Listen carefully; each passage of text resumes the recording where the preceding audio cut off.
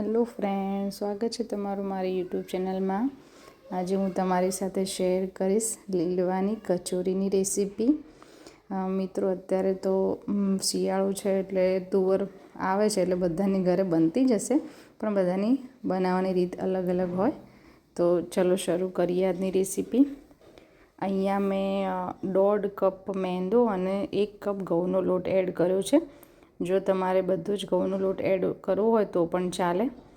અને એમાં મેં થોડોક અજમો મસળીને એડ કર્યો છે, સ્વાદ પ્રમાણે નમક અને 2 ચમચી મેં ઘી એડ કર્યું છે। ઘી એટલા માટે કે આપણે કચોરીનું જે પડ હોય એકદમ ક્રન્ચી બને એની માટે।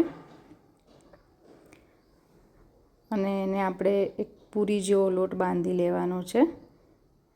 આ રીતે મીડિયમ લોટ બાંધી લેવાનો છે અને આપણે એને ઢાંકીને સાઈડમાં કરી દઈશું।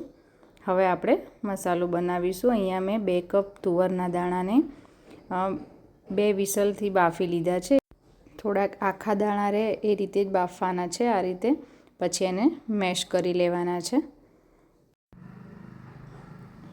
હવે એક કડાઈમાં તેલ ગરમ કરવા મૂકી દીધું છે અને એની અંદર મરચાં અને આદુની પેસ્ટ એડ કરી છે અને લીલું લસણ એડ કર્યું છે। જો તમે લસણ એડ કરવા ના માગતા હોય તો સ્કીપ પણ કરી શકો છો। અને જે આપણે લીલવા આપણે પીસીને રાખ્યા છે એ એડ કરી દેવાના છે અને એને સરસ રીતે મિક્સ કરી લેવાનું છે।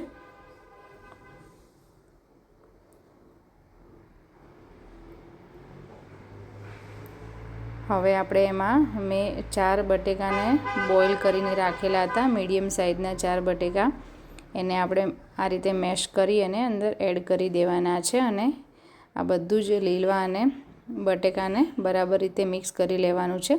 મિત્રો, બંનેનું પ્રમાણ આપણે સરખું રાખવાનું।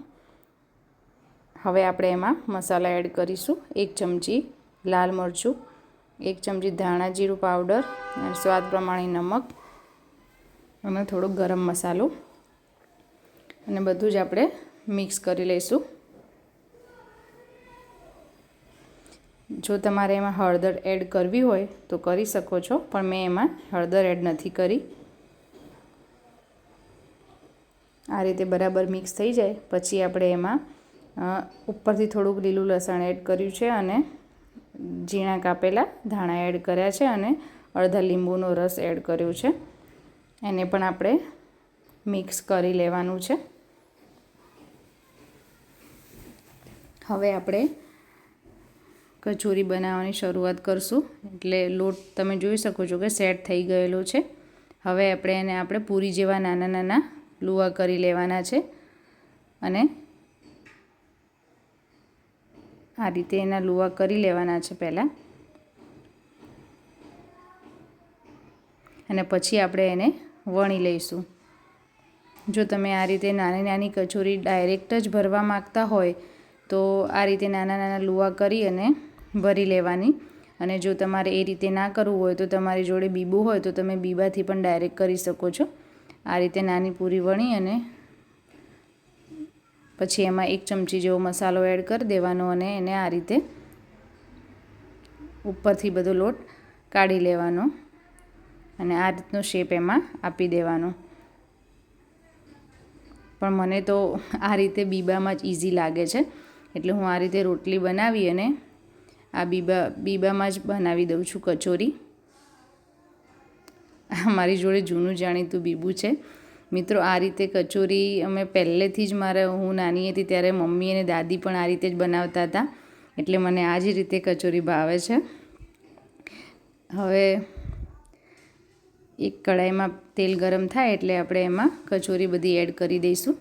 તેલને આપણે મીડિયમ ગરમ કરવાનું છે, એકદમ ગરમ નથી કરવાનું, અને મીડિયમ તાપે એને આપણે ફ્રાય કરીશું એટલે ઉપરનું જે પડ છે એકદમ ક્રન્ચી થાય।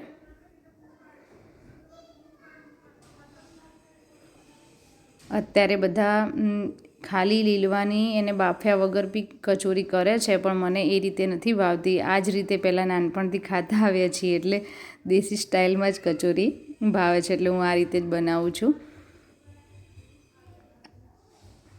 કચોરી આ રીતે તળાઈ જાય બદામી રંગ આવી જાય એટલે પછી આપણે એને કાઢી લેવાની.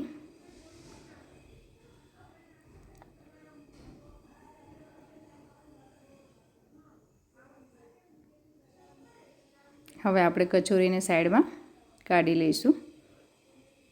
શું ફ્રેન્ડ, તમે પણ આ જ રીતે કચોરી બનાવો છો? જો તમે કોઈ અલગ રીતે બનાવતા હોય તો કમેન્ટમાં મારી જોડે શેર કરજો. હું એ રીતે પણ જરૂરથી ટ્રાય કરીશ. તો મિત્રો, આપણી કચોરી બનીને રેડી થઈ ગઈ છે. જોડે ખાવા મેં આંબલીનું ગળી ચટણી અને મરચાં અને ધાણાની તીખી ચટણી પણ મેં બનાવી છે, અને એની ચાટ બનાવીને પણ આપણે ખાઈ શકીએ. તો મિત્રો, તમને મારો વિડીયો પસંદ આવ્યો હોય તો મારી ચેનલને સબસ્ક્રાઈબ કરવાનું ભૂલતા નહીં, અને લાઇક અને શેર જરૂરથી કરજો. આપણે મળીશું નવા વિડીયો સાથે. Bye bye, take care.